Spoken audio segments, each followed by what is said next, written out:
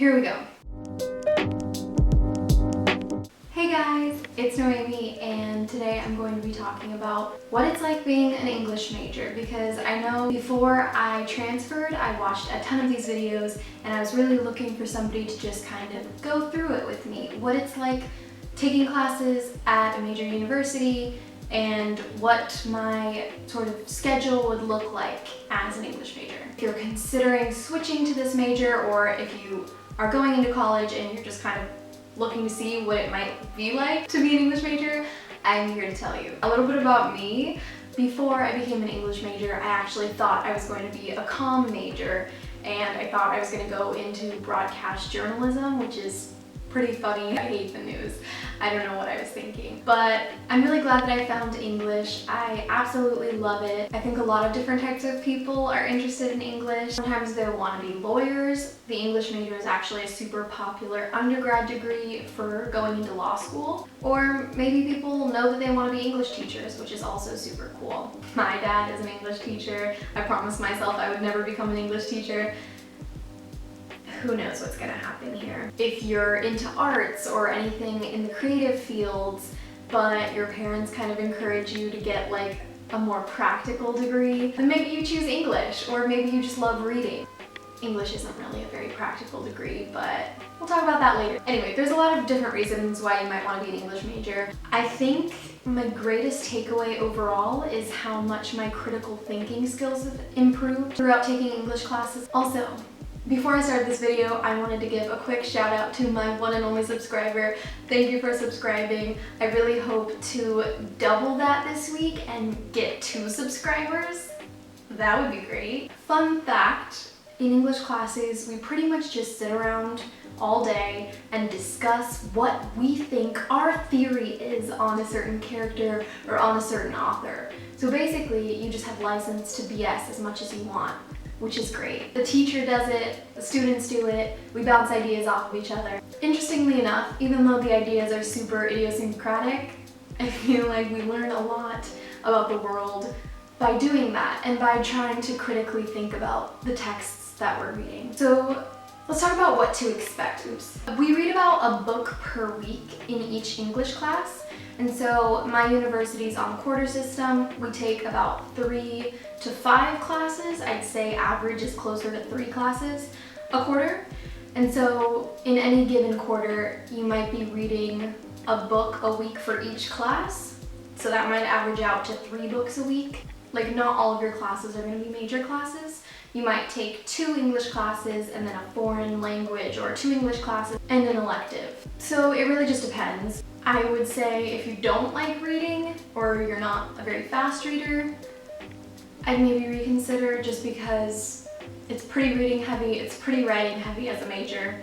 So those are things you're definitely gonna wanna look out for. And papers. Classes will have 1 to 3 papers a quarter, so depending on how heavy the workload is in a given class, you might be writing, I'd say like 2 to 6 papers in a quarter.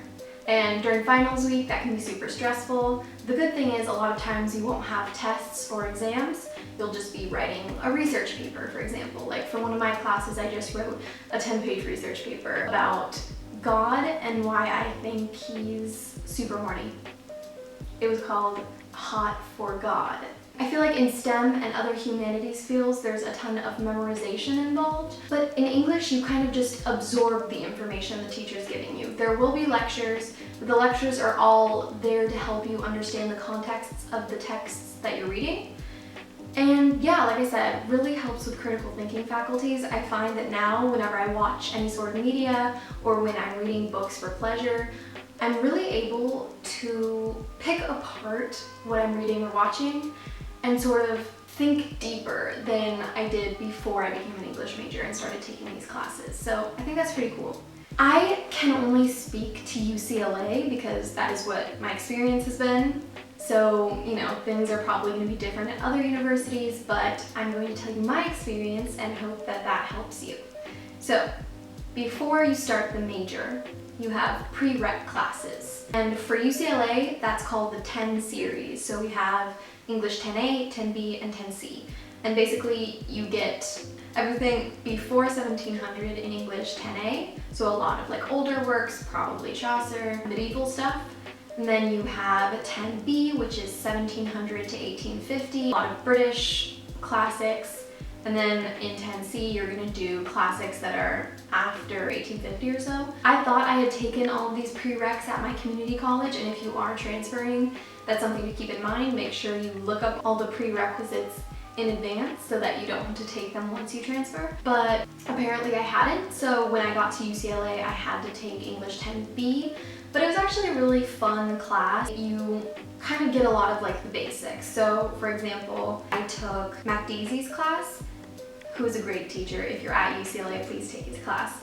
And you'll get Yeats, Keats, Blake, Wollstonecraft, Jonathan Swift. We read Persuasion by Jane Austen. Interesting fact, Professor MacDeasy is Edward Said's nephew, who's a professor of literature at Columbia, and he was made famous for coining the term Orientalism in post-colonial theory. And Said wrote a book called Orientalism. It's essentially a set of false ideas about the Eastern world and Islam. There's all of these stereotypes about it being a fantasy land and full of sin. Really, it was just Western culture's way of projecting their desires and their deep-rooted fantasies onto the Eastern culture. And so it became a really huge trope in literature to talk about the East as this place of luxury and sin. This is a tangent, but in this class we talked a ton about, just how much Orientalism affects literature in this time period, 17 to 1850 in Europe and mostly Britain. And it was really fascinating. I had no idea that that even was a thing before this class. And I actually wrote a paper in which I argued that Orientalism played a big part in Jane Austen's novel Persuasion. And I brought the paper to my TA and he was like, that doesn't exist in Jane Austen's world. Then I brought it to class with Professor MacDeasy and I raised my hand and I asked him and he was like, absolutely, that's definitely affecting Jane Austen even if she doesn't know it. And so then I looked at my TA and he looked at me and we just kind of had this moment where I was like, I knew something that you did. And it was the best moment of my life. All right, so the major. At UCLA, there's 10 major requirements that you have to take in order to receive the English degree, and there's 4 historical requirements. So the first one is literature before 1500. And so the class that I took was Medieval Literature of Devotion and Descent, the Wife, the Virgin, and the Widow. It's called Descent and Dominance in the Lives of Holy Women.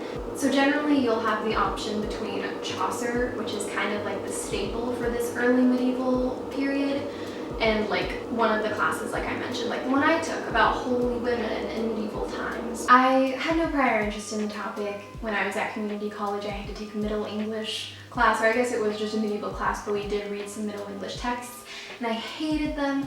I hated Chaucer.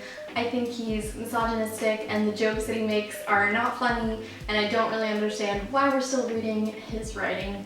Please don't hate me, I know he's a classic, but we read like Canterbury Tales and I was like, why is this important to read? I digress. I think this class was actually pretty interesting. We learned about self-harm, eating disorders in medieval holy women, and like I said, there's a lot of like highly sexualized tones in the writing, which was interesting. You've probably never heard of any of these if you're not a medievalist, but we read Marjorie Kemp, Dorothea of Montagu, and so these were real people that became saints and were canonized. Some others were Saint Osith, Saint Cecilia, Catherine of Siena. The next requirement in the 4 historical requirements is the 1500 to 1700 requirement, which is almost always going to be Shakespeare. I just took a Shakespeare class this last quarter and I loved it with Professor Dickey, so if you're at UCLA, highly recommend. You'll usually have the choice between like Shakespeare and maybe like a Milton reading Paradise Lost, but I definitely recommend Shakespeare. We read The Tempest, we read The Winter's Tale, Measure for Measure, Macbeth, and I loved it. I didn't really know that I could enjoy Shakespeare so much because I think reading it by yourself when you don't have much experience with reading like older literature like that can be really difficult, especially because he writes in like iambic pentameter and it's rhymed. It really helped me to watch the plays while I was reading them, or read and then watch afterwards, because it really kind of clarifies the dynamic between the characters. But yeah, really great. My favorite play was Macbeth, because how can you not love Macbeth? So the next historical requirement is literature between 17 and 1850, and this one I plan to take next quarter or the quarter after that, but I'm planning to take an English class called Novel in English to 1850, the rise of the novel, because this was the period in which novels became popularized in Britain especially. And so yeah, I look forward to that. As we get closer to the contemporary age, I get more excited because I really don't like older works generally, but you know, it's part of being an English major. You kind of have to get the whole canon. So next we have literature 1850 to present, and this was by far my favorite historical requirement. I got to take a literary Los Angeles class with Professor Holtz, who's fantastic, and I plan to make a whole video about Los Angeles literature, not just books I read in that class, but kind of just books that I enjoy about Los Angeles. As I mentioned in my last video, I find it really fascinating when people write about LA. So anyway, I'm gonna tell you just a couple of books from that class to give you an idea of what we read. So there was Tattooed Soldier, House of Dawn, Day of the Locust, The Big Sleep by Raymond Chandler, If He Hollers, Let Him Go, and Gold Fame Citrus by Claire Vaye Watkins, which I thought was actually really good. So we got kind of a mix of genres. Raymond Chandler's obviously mystery, more in the like classic genre, and then like Gold Fame Citrus, I think came out in like 2015, so it was pretty recent. So in our Africa class, we watched the new and old version of the show Roots. We just watched the pilot, but it was so good and I definitely recommend it. We analyzed a lot of old films. The next breadth genre that you can choose from is imperial, transnational, and post-colonial studies. I can't really speak on that because I haven't taken a class from that genre, because we only have to choose 3 out of the 4, but I'm sure there's a bunch of interesting ones. The third one is genre studies, interdisciplinary studies, and critical theory. I actually ended up taking a critical theory class. It was English 122, Keywords in Culture, with Professor DeMuro. In theory, there's a lot of nonfiction and philosophy. I mean, that's pretty much all it is. But in this class, he also mixed in some fiction, and so we ended up reading Marx, Engels, a lot of like the German philosophers. We actually read Paul's Case by Willa Cather, and The Age of Innocence by Edith Wharton, which was definitely my favorite text from that class, and I wrote my final essay on it. The last genre that you can choose from for your breadth studies is creative writing. And so if you don't know, at UCLA they have a creative writing concentration where you take 3 creative writing classes of the same genre, so you can either take poetry or short story.